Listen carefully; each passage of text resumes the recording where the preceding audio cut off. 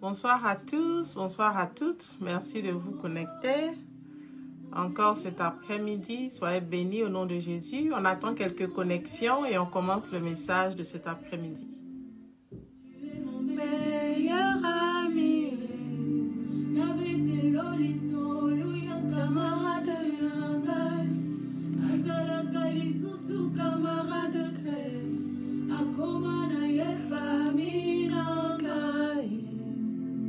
tu es mon meilleur ami. Son nom c'est Jésus, son nom c'est Jésus. Mon meilleur ami, mon meilleur ami. Jésus, mon meilleur ami. Est-ce que toi aussi tu peux dire ce soir, Yahweh, mon meilleur ami. Amen, amen. Soyez bénis. Que Dieu vous bénisse.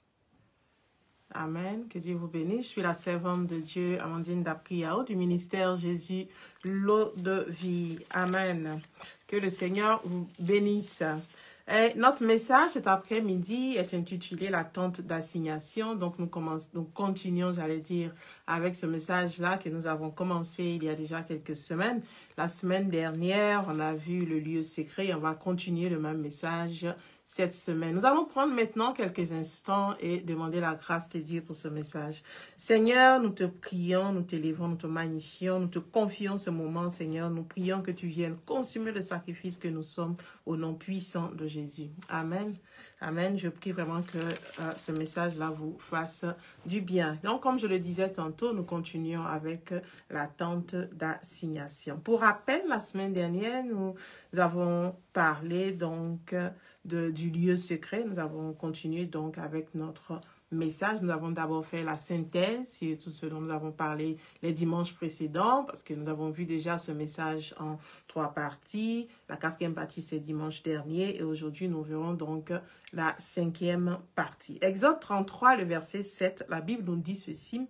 Moïse prit la tente et la dressa hors du camp, à quelque distance. Il appela la tente d'assignation. Amen. Voyons ce que la Bible nous dit à son sujet, au sujet donc du rôle de la tente d'assignation. Quand nous continuons donc de lire ce verset, et tous ceux qui consultaient donc l'Éternel, ceux qui avaient besoin de consulter l'Éternel, allaient vers cette tente d'assignation, ou encore le tabernacle, ou encore le temple, j'allais dire, ou encore le lieu donc de la rencontre. Exode 25 au verset 8, la Bible dit, ils me feront un sanctuaire et j'habiterai donc au milieu du peuple. Et donc c'était ça le rôle de ce temple-là, de ce sanctuaire-là. C'était un endroit où Dieu devait habiter, donc il voulait habiter au milieu du peuple. Et donc le plan initial de Dieu, c'était justement donc de vivre au milieu de son peuple.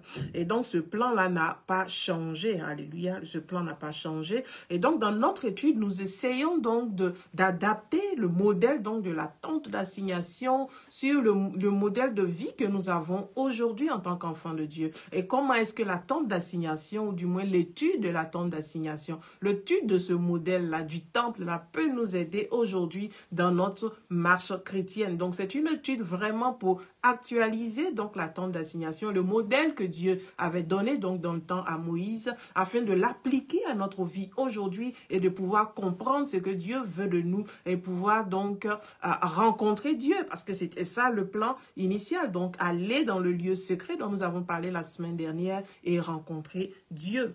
Et donc à cet effet, nous avons dit la semaine dernière, en prenant pour base donc ou encore pour tremplin, j'allais dire, le récit donc de la rencontre entre Jésus et la Samaritaine dans le texte de Jean au chapitre 4. Nous lisons les versets 22, verset 23. Jésus-Christ dit ceci, répondant donc à la Samaritaine qui lui avait demandé où est-ce qu'on devait adorer. Est-ce que c'était à la montagne comme eux les Samaritains pensaient ou c'était dans le temple à Jérusalem comme pensaient les Juifs? Alors Jésus va faire cette réponse et là nous sommes dans Jean au chapitre 4, nous lisons les versets 22 et verset 23. Jésus-Christ dit, vous, donc parlant des Samaritains, vous adorez ce que vous ne connaissez pas. Nous adorons ce que nous connaissons car le salut vient du peuple juif. Le verset 23 nous dit ceci. Mais l'heure vient. Et donc, il ne s'agit plus de juifs, de samaritains, de montagnes, de temples, de lieux privilégiés, non. Jésus-Christ est en train de lui dire que l'heure vient, et elle est déjà là, où les vrais adorateurs adoreront le Père par l'Esprit et en vérité. Car le Père recherche des adorateurs qui l'adorent ainsi. La Samaritaine avait posé cette question, où est-ce que je devais adorer donc pour avoir une bonne adoration? Jésus-Christ lui répond donc, l'heure n'est plus à savoir à quel endroit il fallait adorer. L'heure n'est plus à ça. L'heure à laquelle nous sommes maintenant, c'est l'heure où l'adorateur doit adorer en esprit et en vérité. Alléluia, en esprit et en vérité. Alors le temple de Jérusalem, comme pensent les Juifs, ou encore la montagne, comme pensaient les Samaritains, n'était plus donc d'actualité, mais l'adoration devait se faire en esprit et en vérité. Et notre texte de base de la semaine dernière, c'était 1 Corinthiens au chapitre 6, et le verset 19 était donc notre verset de base, et nous avons dit ceci, ou du moins la Bible dit ceci. Ne savez-vous pas que votre corps est le temple du Saint-Esprit qui est en vous, que vous avez reçu pardon de Dieu et que vous ne vous appartenez point à vous-même. Alors le lieu de la rencontre désormais, ce n'est plus la tente d'assignation, où ce n'est plus le temple, ce n'est plus la montagne, mais le lieu de la rencontre avec Dieu maintenant, c'est nous-mêmes. Alléluia. Nous sommes maintenant la tente d'assignation. Nous sommes maintenant ce lieu de rencontre. Alléluia. Et donc le plan de Dieu n'a pas changé. Depuis le jardin d'Éden, Dieu voulait avoir un endroit où il devait rencontrer son peuple. Le jardin d'Éden, Adam et Ève ont péché, ils ont été jetés hors du jardin. Dieu maintenant va instaurer la tente d'assignation ou le temple ou tout ce que vous voulez. Et ça encore, ça a été détruit. Et maintenant, Jésus-Christ est en train de dire à la Samaritaine, laisse tomber tout ceci. L'heure dont nous parlons maintenant, l'heure à laquelle nous sommes maintenant, c'est l'heure des vrais adorateurs. Et où est-ce que les vrais adorateurs adorent? Ils adorent en esprit et en vérité. Et eux-mêmes sont le temple de Dieu. Alléluia. Et c'est ce que Paul nous dit dans Corinthiens au verset 19 du chapitre 6, dans 1 Corinthiens 6, verset 19. Il dit, ne savez-vous pas que vous-même, vous êtes le temple de Dieu. Et c'est la même chose que Jésus-Christ va dire dans Jean 2 au verset 19, verset 21. Il a dit, détruisez ce temple et en 3 jours je le relèverai. Détruisez ce temple et en 3 jours je le relèverai, pardon. Et les Juifs qui étaient là, qui avaient écouté Jésus-Christ, ils disent, mais comment peux-tu dire que nous avons pris 46 ans pour construire ce temple? Comment toi, tu peux dire qu'en 3 jours seulement, tu vas finir de le construire si on le détruisait? Mais Jésus-Christ, la Bible nous dit, était en train de parler du temple de son corps. Il était en train de parler de son propre corps. Et donc, c'est notre corps qui désormais représente ce lieu de la tente d'assignation, représente maintenant l'endroit où Dieu descend, l'endroit où nous devons rencontrer Dieu. C'est ce dont nous avons parlé donc la semaine dernière. Et donc, c'est la présence de Dieu, c'est la présence du Saint-Esprit qui désormais va donner donc la valeur donc de ce temple-là que nous sommes. C'est ce que Paul est en train de dire aux Corinthiens. C'est vrai que vous êtes le temple du Saint-Esprit, mais pourquoi disons-nous que vous êtes le temple du Saint-Esprit? Parce que justement vous avez reçu cet esprit-là et l'Esprit de Dieu est en vous. Et donc c'est l'Esprit de Dieu en nous qui va faire de nous le temple d'assignation, qui va faire de nous donc cette tente-là où Dieu va vivre. Alléluia. Nous savons que Dieu est esprit et donc il va descendre en nous, vivre en nous et nous serons donc la manifestation donc de cette présence de Dieu là. Alléluia. Parce que quand Dieu descendait donc sur la tente à l'époque avec les enfants d'Israël, c'était visible et tout le monde pouvait le voir. Tout le monde pouvait voir que justement que Dieu était descendu. Donc maintenant de nos jours, nous sommes le temple de Dieu, nous sommes la tente d'assignation, nous sommes ce lieu de rencontre et donc la présence de Dieu en nous va faire donc la différence. Et donc ce n'est plus une affaire de montagne, ni une affaire de temple à Jérusalem, mais plutôt la présence de Dieu dans notre vie qui va maintenant déterminer donc cette adoration donc à Dieu. Nous avons vu qu'il y avait donc 5 éléments. Donc, 5 éléments qui, pour nous, étaient importants donc, dans notre étude. Nous essayons donc de prendre le modèle de la tente d'assignation, le modèle que Dieu a donné à Moïse, et l'adapter à notre vie, l'actualiser pour pouvoir comprendre quels sont les éléments importants pour nous aujourd'hui, pour notre vie chrétienne. Et donc, nous avons tiré donc de ce modèle que Dieu avait donné à Moïse. Nous avons parlé de la tente d'assignation dans son ensemble, la tente d'assignation que nous avons comparée à nous-mêmes en tant qu'êtres humains, parce que nous avons parlé du parvis, donc qui est l'élément, j'allais dire, extérieur, l'élément visible, et donc notre corps, notre chair représentait ce parvis-là, et nous avons le lieu saint, le temple en lui-même qui est divisé en 2 endroits, qui est divisé en 2, j'allais dire, le lieu saint et le lieu très saint, et donc nous avons qualifié le lieu très saint donc étant le lieu sacré, là où nous rencontrons Dieu véritablement, donc l'homme étant corps, âme et esprit, et donc c'est dans notre esprit, dans ce lieu saint-là, que nous rencontrons donc Dieu. Alléluia. Et donc, nous avons dit aussi qu'il y avait la tente d'assignation dans son ensemble, le lieu secret. Il y a aussi le souverain sacrificateur que nous allons voir aujourd'hui, le sacrifice et les tablettes donc de l'alliance. Et donc, ce sont là les 5 éléments donc qui nous servent donc de base dans notre étude de la tente d'assignation en vue donc de l'actualiser à notre vie chrétienne aujourd'hui pour pouvoir prendre des éléments importants pour nous dans notre adoration, dans notre culte à Dieu. Et donc aujourd'hui, nous allons continuer donc sur cette même lancée et nous allons parler donc du lieu secret. Nous allons parler donc du souverain sacrificateur et voir comment donc cela s'applique à notre vie. Lévitique 16, le verset 2, verset 3 nous dit ceci.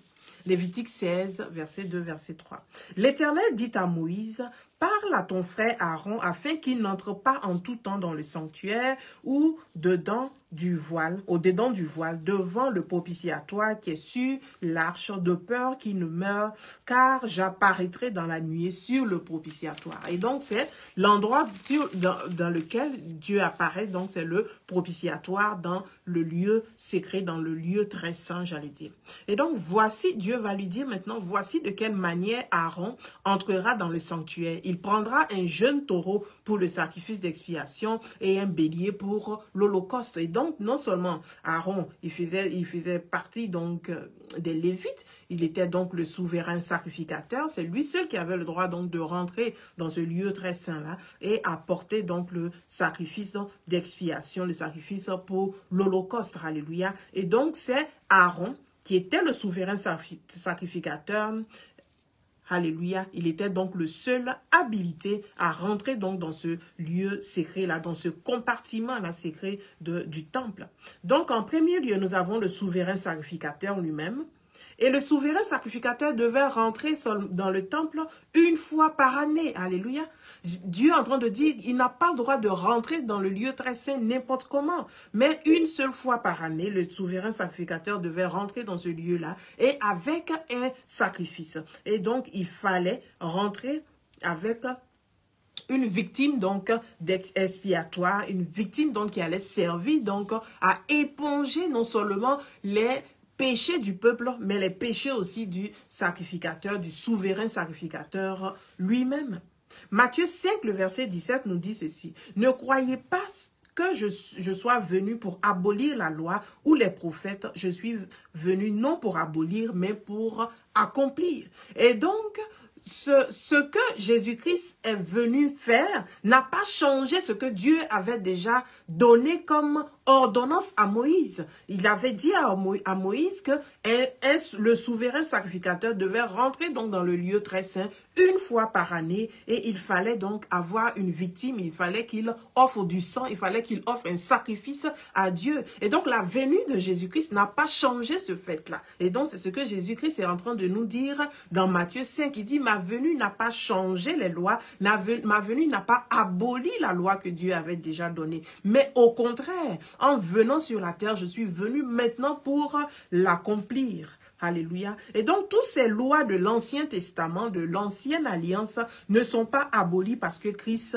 est venu. Bien au contraire, puisque l'Ancien Testament est l'ombre des choses à venir, pour entrer dans le lieu secret ou encore le lieu très saint, il fallait être souverain sacrificateur. Et donc, la loi demeure, il fallait être souverain sacrificateur. Il fallait apporter donc une victime donc pour l'expiation des péchés en versant donc le sang, parce que c'est justement ce que Moïse lui-même avait fait.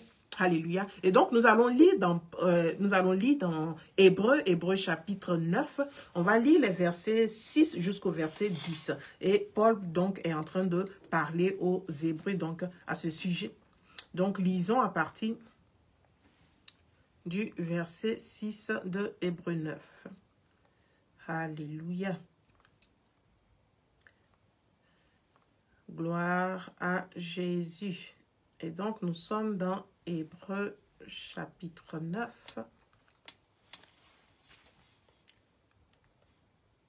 Hébreux chapitre 9, je vais le trouver. À partir du verset 6. La Bible dit ceci. Or, ces choses étant ainsi disposées, les sacrificateurs qui font le service entrent en tout temps dans la première partie donc du tabernacle. On avait dit que le tabernacle était divisé donc par un rideau. Donc, il y avait un voile au milieu entre le lieu saint et le lieu très saint. Et donc, les sacrificateurs pouvaient rentrer dans cette première partie du lieu saint. Alléluia. Et dans la seconde, le souverain sacrificateur seul entre une fois par an, et donc dans le lieu très saint, non sans y apporter du sang qu'il offre pour lui-même et pour les péchés du peuple. Le Saint-Esprit montrait par là que le chemin du lieu très saint n'était pas encore ouvert tant que le premier tabernacle donc subsistait. Verset 9, c'est une figure pour le temps actuel, alléluia, où l'on présente des offrandes et des sacrifices qui ne peuvent rendre parfait sous le rapport de la conscience, celui qui rend donc ce culte, et qui, avec les aliments, les boissons et les diverses ablutions, étaient des ordonnances charnelles, imposées seulement qu'à une époque de réformation. Alléluia. Et donc, tous ces sacrifices, ces ordonnances ont été donnés pour la chair, donc de façon charnelle, comme l'ombre des choses à venir, et cela devait finir ou s'arrêter jusqu'à une époque de réformation. Quelqu'un disait, et je suis totalement d'accord, qu'il n'y a rien de plus grave que d'être là où Dieu a été. Il n'y a rien de plus grave que d'être là où Dieu a été. C'est-à-dire, Dieu a été dans un endroit. Dieu a été dans certaines pratiques. Mais maintenant, il a changé par le Saint-Esprit. Alléluia. Il a maintenant changé la façon d'opérer, la façon de faire. Mais nous ne nous sommes pas rendus compte et nous sommes restés là où Dieu a été. Ainsi, les sacrifices, les aliments, les boissons et les diverses ablutions 5 fois, 6 fois, 10 fois par jour ne sont plus d'actualité. Alléluia. C'est vrai que Dieu les avait prescrits dans l'ancienne alliance, dans l'alliance avec Moïse, qu'il fallait faire ces choses-là justement pour obtenir la vie éternelle, pour obtenir donc le pardon des péchés, pour obtenir le droit d'entrer dans la présence de Dieu. Alléluia. Mais nous avons maintenant un changement, il y a eu une réforme de la loi, il y a eu une réforme donc de l'alliance et nous parlons maintenant de la nouvelle alliance. Mais beaucoup d'entre nous, nous sommes restés dans cette ancienne alliance des ablutions, des sacrifices et toutes ces choses, mais Dieu n'est plus dans ces choses-là. Alléluia. Et donc, le vrai problème qui se pose, c'est la capacité à reconnaître les saisons, à reconnaître les dispensations, comme les fils d'Issachar, avoir l'intelligence de savoir que cette fois-ci, voici la saison dans laquelle nous sommes, voici comment nous devons opérer. Si avant Dieu était dans les ablutions, si Dieu était dans les sacrifices des animaux pour l'expiation des péchés, aujourd'hui il ne l'est plus. Alléluia. Le temps a changé, les saisons ont changé. Alléluia. Nous sommes sur une nouvelle dispensation. Il y a eu une réforme. Et c'est ce que Paul est en train de nous dire dans Hébreux. Il dit ces choses-là étaient réelles. Ces choses-là avaient été annoncées ou j'avais dit données par Dieu pour un temps bien précis. Mais ce temps-là est passé. Pourquoi? Parce qu'il y a eu la réforme. Les Juifs, tout comme d'autres religions, j'allais dire, se sont arrêtés dans le temps. Ils se sont arrêtés dans le temps. Alléluia. Ils se sont arrêtés dans ces pratiques anciennes-là. Ils se sont arrêtés dans ces pratiques anciennes-là. On se souvient quand ils sont venus voir Jésus pour lui dire, mais tes disciples ne se sont pas lavé les mains selon nos rituels et tout ça pour venir manger. Mais Jésus dit que mais ce n'est plus d'actualité. Ce n'est même pas ce qui rentre dans la bouche qui va salir l'homme, mais c'est plutôt ce qui sort. Et donc, les Juifs n'avaient pas compris qu'on n'était plus dans les ablutions. Ils n'avaient pas compris que Jésus-Christ était venu pour apporter une réforme. Alléluia. Au point où jusqu'aujourd'hui, ils attendent encore le Messie. Alors que Jésus-Christ est déjà venu.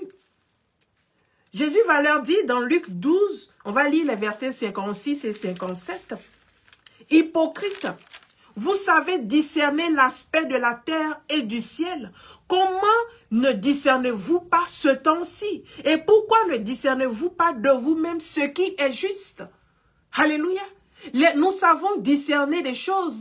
Le ciel est sombre, il va pleuvoir.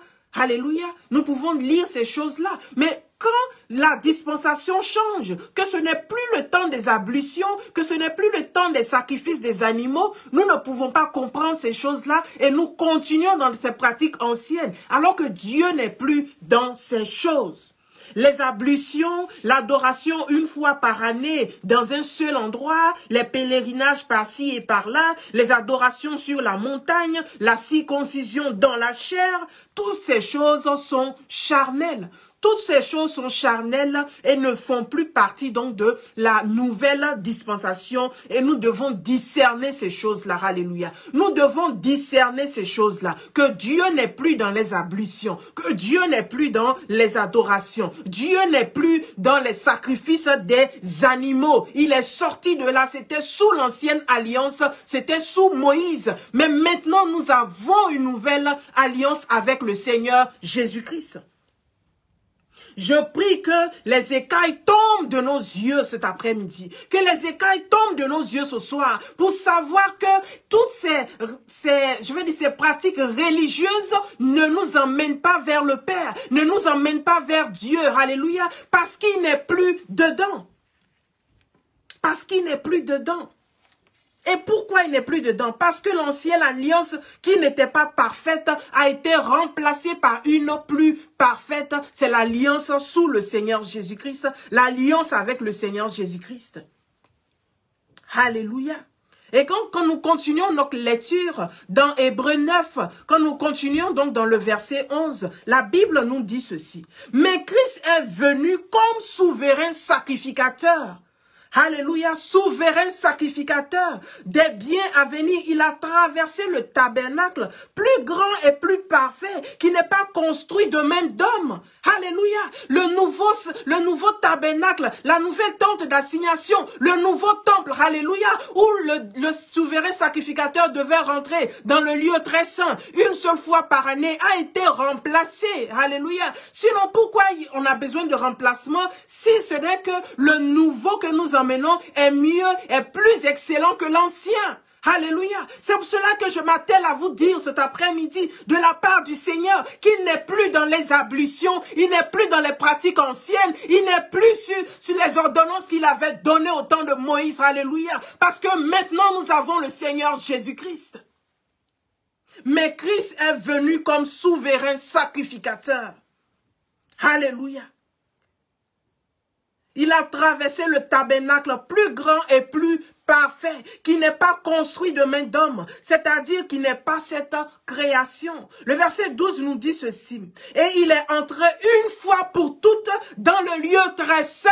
Alléluia. Jésus-Christ est rentré une fois pour toutes dans le lieu très saint. Dans l'ancienne alliance sous Moïse, il fallait rentrer une seule fois. Il fallait rentrer une seule fois. Dieu lui-même a dit à Moïse, il dit, dis à ton frère Aaron de ne pas rentrer n'importe comment dans le lieu sacré, de ne pas rentrer n'importe comment, sinon il risquait la mort. Il risquait la mort, alléluia. On se souvient aussi, si on fait le parallèle avec Esther, alléluia, quand le peuple juif était Le peuple était condamné à mourir. Même là encore, Esther ne pouvait pas se présenter devant le roi. Et nous avons dit que le roi représentait Dieu et Esther représentait nous, les enfants de Dieu. Alléluia. Mais elle ne pouvait pas se présenter n'importe comment devant le roi, sinon elle risquait la mort. Et donc nous savons qu'on ne peut pas se présenter devant un roi n'importe comment s'il ne nous a pas invités. Alléluia. Et Dieu va dire à Moïse, dis à ton frère Aaron de ne pas rentrer dans le lieu secret n'importe comment, sinon il risquait la mort. D'ailleurs, les enfants d'Aaron sont morts. Alléluia. Parce qu'ils ne suivaient pas ces règles-là. Ils sont morts. Mais je vais vous annoncer une bonne nouvelle. Alléluia. La bonne nouvelle que j'ai pour vous, c'est que Jésus-Christ de Nazareth, non seulement il n'est pas rentré dans un tabernacle qui a été fait des mains d'hommes, parce que le tabernacle, la tente d'assignation que les hommes ont construit sous Moïse, ce temple-là a été détruit. Alléluia. Et maintenant, Jésus-Christ est rentré dans le temple céleste. Alléluia. Il est rentré dans le temple céleste. Mais ce n'est pas qu'il va rentrer chaque année, une fois par année pour nous. La Bible nous dit, je ne sais pas pour vous, mais ma Bible me dit que dans le verset 12 d'Hébreux 9, que Jésus-Christ est rentré une fois pour toutes dans le lieu très saint. Alléluia. Non avec le sang des boucs et des veaux. Alléluia. Le souverain sacrificateur sous Moïse, il devait rentrer dans le lieu très saint avec le sang des animaux. Je dis, si on fait un remplacement, si on remplace l'ancien par un nouveau, c'est que forcément le nouveau est plus excellent. Je vais vous annoncer que la nouvelle alliance est l'alliance excellente. Mes frères et mes sœurs, mes amis, pour vous qui êtes restés sous l'ancienne alliance a des défauts. L'ancienne alliance a des défauts. Alléluia. C'est pour cela que Dieu a trouvé bon de remplacer l'ancienne alliance par la nouvelle. Cette fois-ci, le souverain sacrificateur, ce n'est pas Aaron, alléluia. Le souverain sacrificateur, c'est Jésus-Christ de Nazareth lui-même. Et il ne va pas rentrer dans le lieu secret une fois par année. Et on devait attacher donc ces ficelles-là autour du rein du souverain sacrificateur. Parce qu'on n'est pas sûr si Dieu va accepter le sacrifice. Parce qu'il a dit qu'il fallait rentrer dans le lieu très saint avec un animal qui n'avait pas de tache. Un animal qui était sans défaut. Alors on ne sait pas si Dieu va accepter le sacrifice ou pas. Donc il fallait l'attacher par une corde. Et donc si on n'entendait plus de bruit, au moins si on sait qu'il est mort, on peut le tirer avec cette corde-là. Mais ce n'est plus d'actualité. Pourquoi? Parce que Jésus-Christ de Nazareth lui-même l'agneau de Dieu, sans tache ni défaut, est rentré dans le lieu très saint. Et la Bible nous dit, pas qu'il va rentrer dans le lieu très saint une fois par année, il est rentré dans le lieu très saint une fois pour toutes. Une fois pour toutes. Alléluia.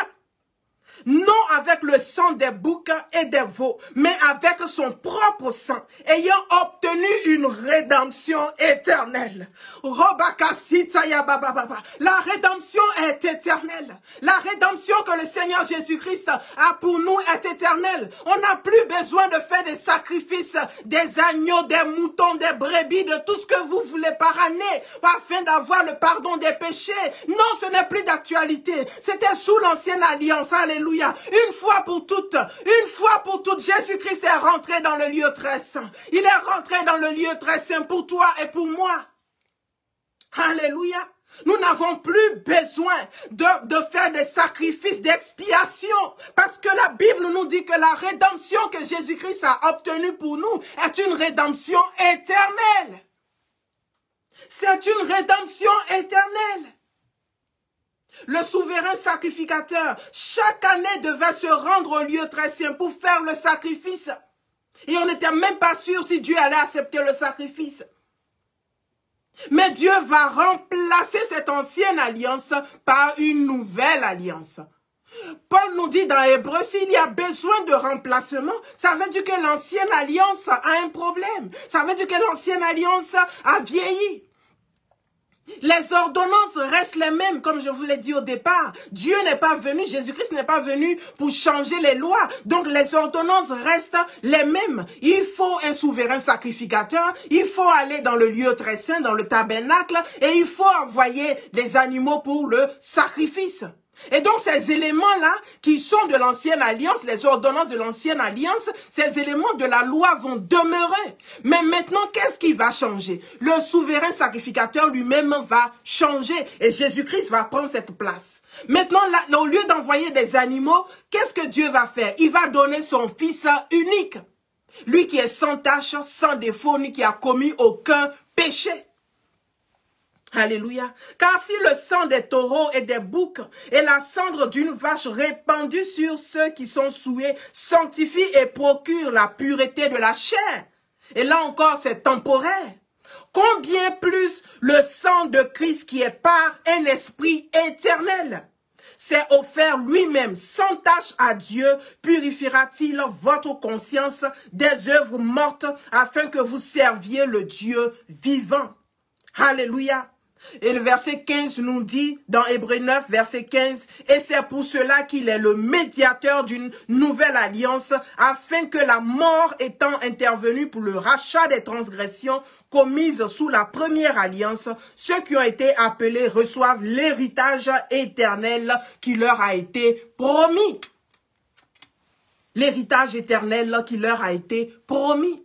Donc le nouveau souverain sacrificateur, c'est Jésus-Christ de Nazareth lui-même pour une action éternelle. C'est-à-dire qu'il va rentrer dans le lieu très saint, offrir son sang, s'offrir lui-même comme un sacrifice, comme la victime expiatoire donc pour nos péchés. Car le salaire du péché, c'est la mort.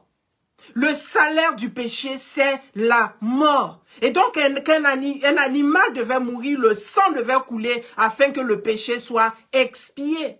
Mais sous l'ancienne alliance, il fallait le faire une fois par année. Alléluia. Il fallait le faire une fois par année. Mais Jésus-Christ de Nazareth, notre souverain sacrificateur, est rentré une fois pour toutes dans le lieu secret, non avec le sang des boucs qui devait être renouvelé, mais avec son propre sang qui est le sang éternel. Alléluia. Et donc la rédemption du péché, la rédemption que nous obtenons du sang de Jésus est une rédemption éternelle. C'est une rédemption éternelle. Nous n'avons plus besoin de faire des sacrifices annuels des animaux pour l'expiation de nos péchés, car Jésus-Christ s'est offert lui-même à notre place. Alléluia. Alléluia. Et donc, Jésus-Christ a ratifié donc la nouvelle alliance en versant son sang. Parce que l'alliance devait être ratifiée donc justement donc par le sang, par l'écoulement du sang. Et donc, Jésus-Christ va ratifier cette nouvelle alliance. Il dit c'est le sang de la nouvelle alliance, la nouvelle alliance éternelle. Non seulement elle est nouvelle, mais cette fois-ci, cette alliance-là, elle est éternelle. Et donc, les actions qui sont posées dans cette nouvelle alliance sont des actions éternelles. Alléluia. Et donc, la nouvelle alliance va remplacer donc l'ancienne. L'ancienne alliance sous Moïse était donc temporaire. Et les ordonnances rituelles étaient sanctionnées donc par des périodes. C'était seulement à des périodes qu'il fallait les faire, des périodes bien déterminées. Une fois par année, le souverain sacrificateur donc devait entrer dans le lieu très saint pour offrir donc des sacrifices, non seulement pour ses propres péchés, mais aussi pour les péchés donc du peuple. Mais désormais, frères et sœurs, Jésus-Christ, notre souverain sacrificateur, est entré dans un tabernacle plus grand que celui de Moïse, car il s'est présenté devant Dieu lui-même dans le tabernacle céleste qui n'a pas été fait donc de main d'homme. Le tabernacle céleste qui n'a pas été fait de main d'homme, et donc il n'y a pas de péché, j'allais dire. Il n'y a pas d'erreur, alléluia. C'est un tabernacle parfait. Et sans manquer justement d'y apporter, d'y présenter donc le sang et son propre sang qu'il a apporté. Il est entré ainsi dans le lieu très saint avec son propre sang. Alléluia. Avec son propre sang. Alléluia. Et donc le sang de Jésus, plus que celui des boucs, nous justifie donc pour l'éternité. Et donc la rédemption est éternelle. Et donc Jésus-Christ s'est présenté s'est présenté devant Dieu avec son sang et son sacrifice a été approuvé. Parce que je vous ai dit que le souverain sacrificateur apportait le sacrifice, c'est vrai, mais le sacrifice devait être approuvé, sinon il risquait la mort. Alléluia. Et comment savons-nous que le sacrifice de Jésus-Christ, qui est lui-même son propre corps et son sang, ce sacrifice-là a été accepté? Lisons dans Romains 6, le verset 23, que nous dit la Bible? Romains 6, le verset 23. Car le salaire du péché, c'est la mort. Mais le don gratuit de Dieu, c'est la vie éternelle en Jésus-Christ, notre Seigneur. Alléluia. Ce qui signifie en clair que la vie éternelle est désormais en Jésus-Christ. Le salut que nous recherchons, la rédemption donc de nos péchés, se trouve en Jésus-Christ. Donc quand il est rentré dans ce tabernacle céleste, son sacrifice a été approuvé par Dieu. Ce sacrifice-là qui a été ratifié donc par le sang de Jésus-Christ de Nazareth. La vie éternelle, le salut que Dieu nous offre n'est plus désormais dans les ablutions. Alléluia. Car les ablutions n'est plus désormais dans les ablutions. Alléluia. Et car ce sont des pratiques religieuses, charnelles, qui ne sont plus d'actualité. Qui ne sont plus d'actualité. Alléluia. Je vois un peu d'eau.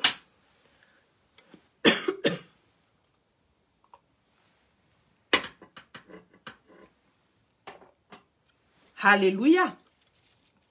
Et donc, Jésus-Christ est venu pour une nouvelle alliance. Et dans cette nouvelle alliance, les pratiques charnelles ne font pas partie de cette alliance. Souvenez-vous, il a dit à la Samaritaine, ce n'est pas une affaire de montagne, de temple, non. Les vrais adorateurs doivent adorer en esprit et en vérité. La Bible aussi nous parle de circoncision, mais pas circoncision de la chair. Il dit que votre cœur soit circoncis. On peut se laver les mains 10 fois par jour, on peut se faire les ablutions comme on veut, faire des sacrifices des animaux et vivre dans le péché et aller en enfer. Alléluia. Mais ce que Jésus-Christ nous apporte justement, c'est le salut éternel, la rédemption éternelle, la rémission éternelle de nos péchés. Et c'est la bonne nouvelle que j'ai pour toi cet après-midi.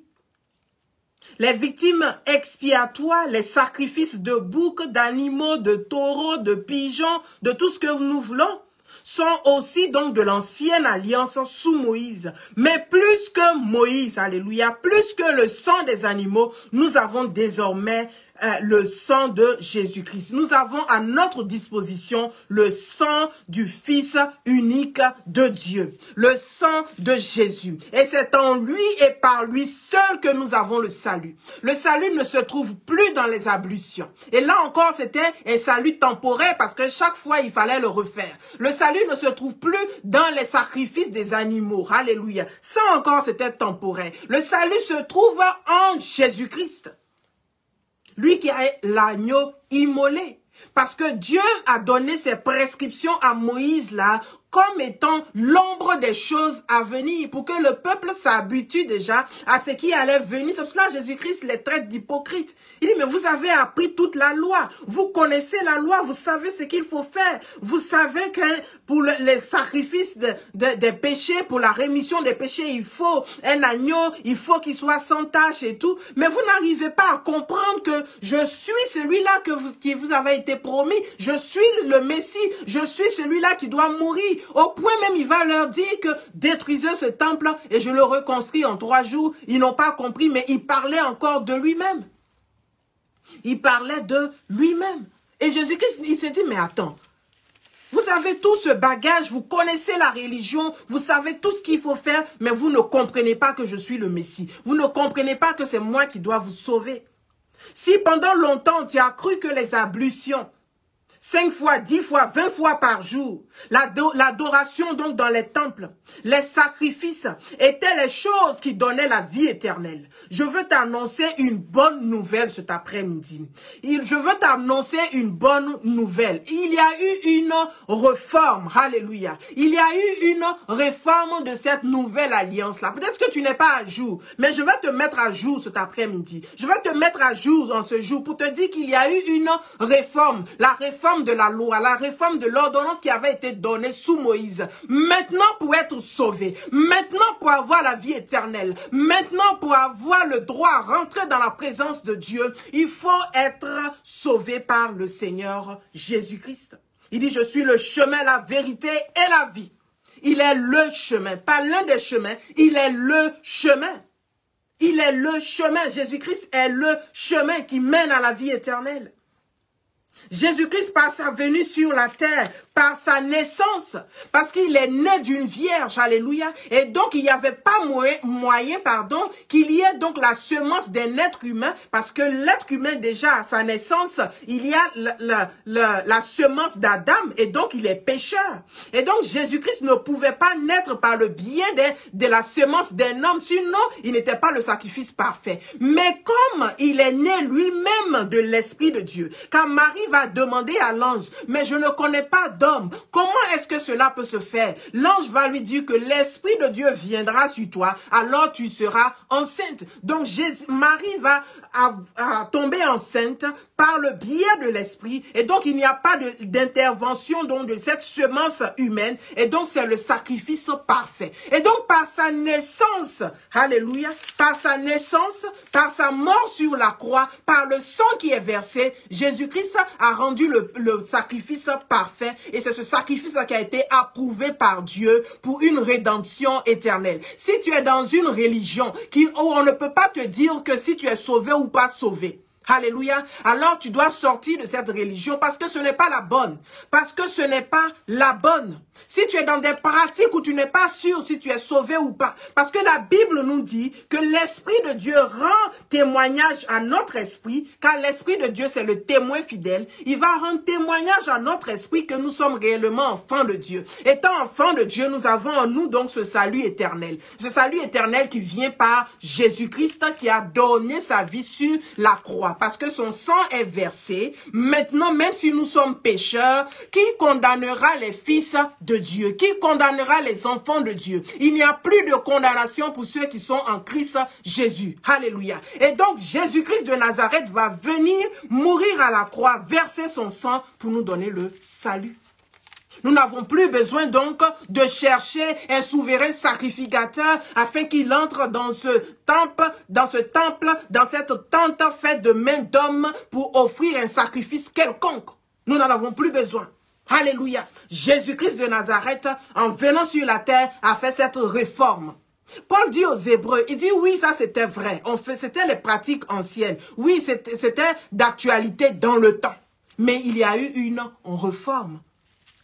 Alléluia, il y a eu une réforme et cette réforme-là s'est faite avec Jésus-Christ. Alléluia, la réforme s'est faite avec Jésus-Christ. Hébreux 3, le verset 15 nous dit ceci. Aujourd'hui, si vous entendez sa voix, n'endurcissez pas vos cœurs comme lors de la révolte. Je vais dire à quelqu'un, tu es en train d'écouter ce message-là et c'est à dessein. Et c'est Dieu qui a mené tes pas jusque-là, afin que tu m'écoutes, à l'heure où tu m'écouteras, que ce soit maintenant ou après. Mais à l'heure où tu m'écoutes, c'est Dieu qui est en train de diriger tes pas vers le salut, qui est en train de diriger tes pas vers la vie éternelle. Alors, n'endurcis pas tes oreilles, n'endurcis pas ton cœur.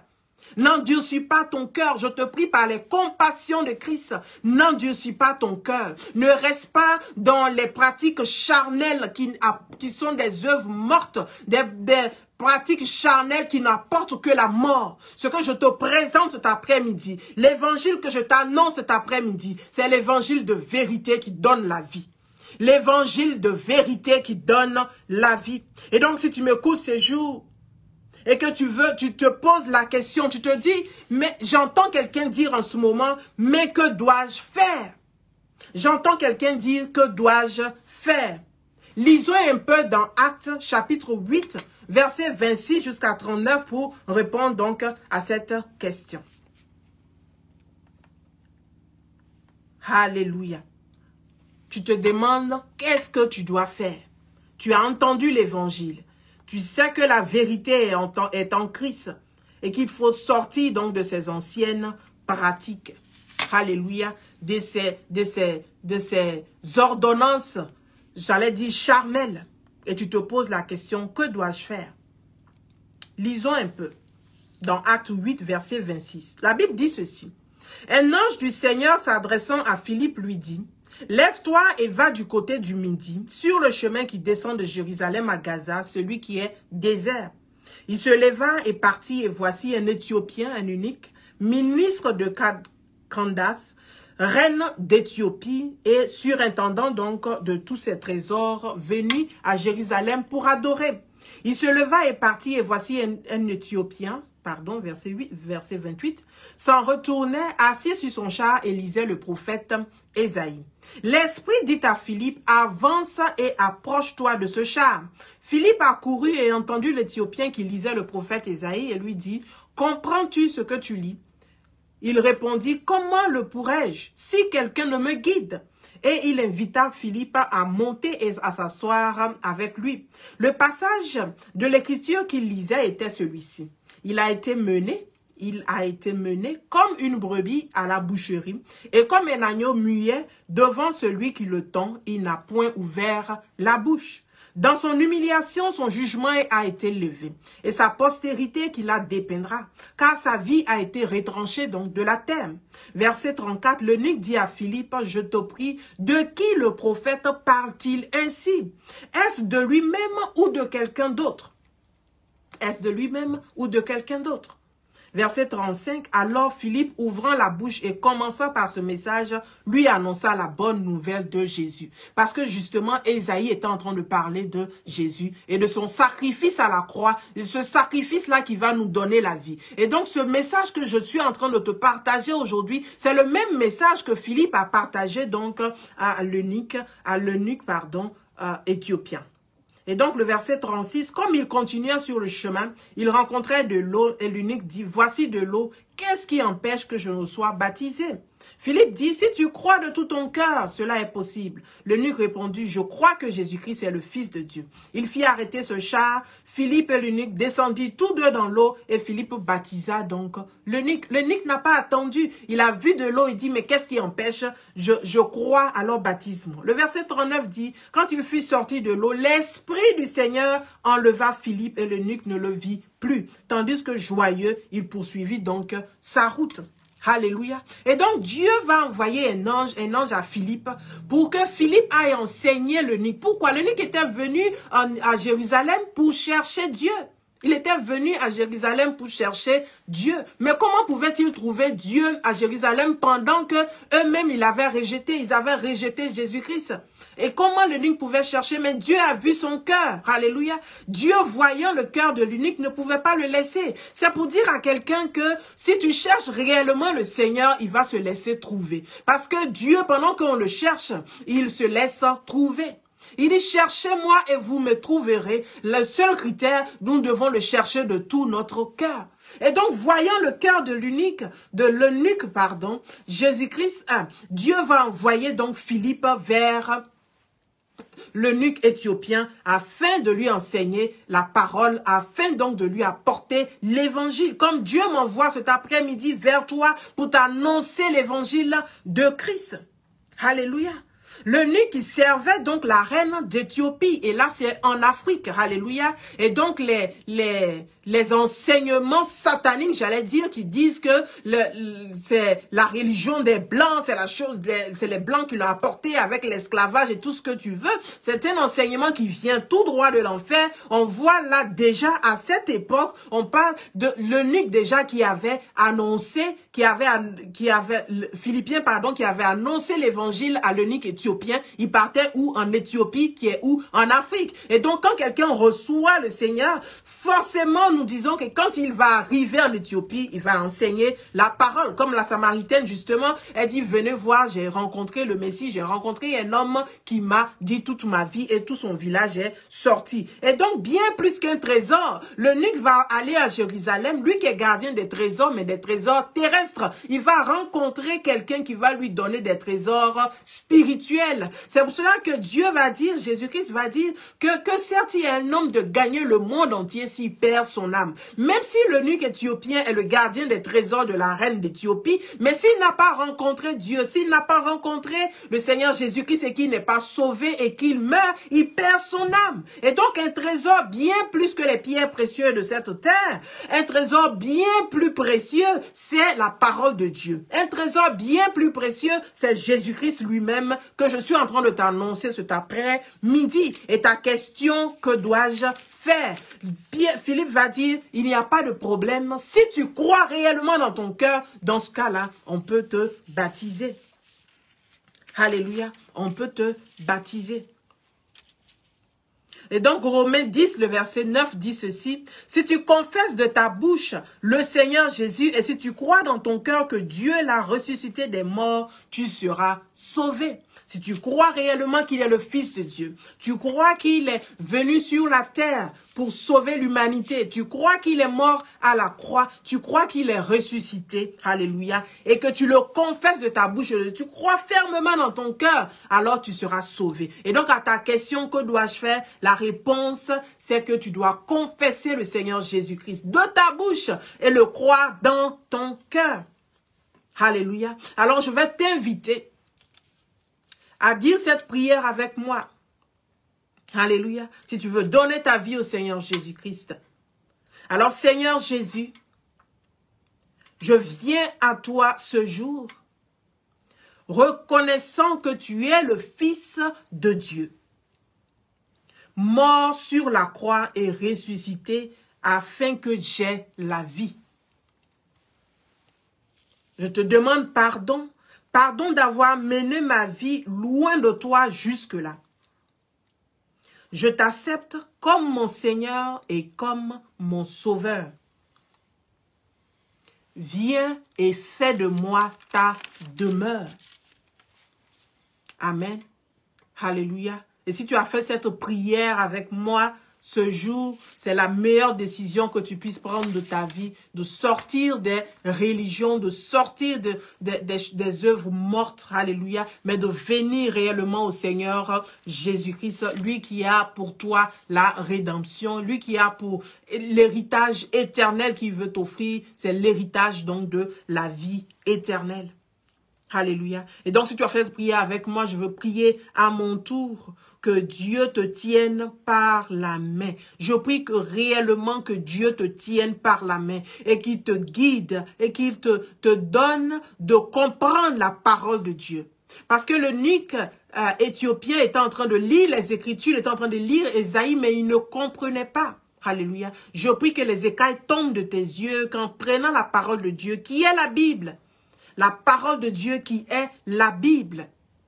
Alors tu pourras comprendre réellement ce que Dieu veut de toi, ce que Dieu a pour toi. Alléluia. Et donc je prie que tu puisses trouver une église vivante, une communauté de gens vraiment qui ont la crainte de Dieu et qui enseignent véritablement Dieu, afin que tu puisses toi aussi grandir dans cette marche-là. Comme l'eunuque, avoir aussi ton baptême, être baptisé et être formé en tant que disciple de Dieu. Alléluia, en tant que disciple de Dieu. Mais aussi, tu peux toujours rentrer en contact avec nous et nous nous ferons le plaisir de t'accompagner donc dans cette marche vers l'éternité. On est joignable sur la page du ministère JWL Ministries sur Facebook. Et vraiment, comme je le disais, nous ferons le plaisir donc de vous aider selon la grâce que nous avons donc reçue de Dieu. Alléluia. Nous allons nous arrêter là. C'est un sujet assez passionnant, mais nous allons nous arrêter là. Sinon, on ne va pas terminer. On en a encore pour quelques heures. Que Dieu vous bénisse, qu'il vous garde, qu'il vous protège. Et retenons ceci, que la nouvelle alliance est l'alliance plus excellente que l'ancienne. Cette alliance-là qui nous accorde la rédemption une fois pour toutes. Soyez bénis et à la prochaine donc pour la suite sur notre message, la tente d'assignation. Soyez bénis.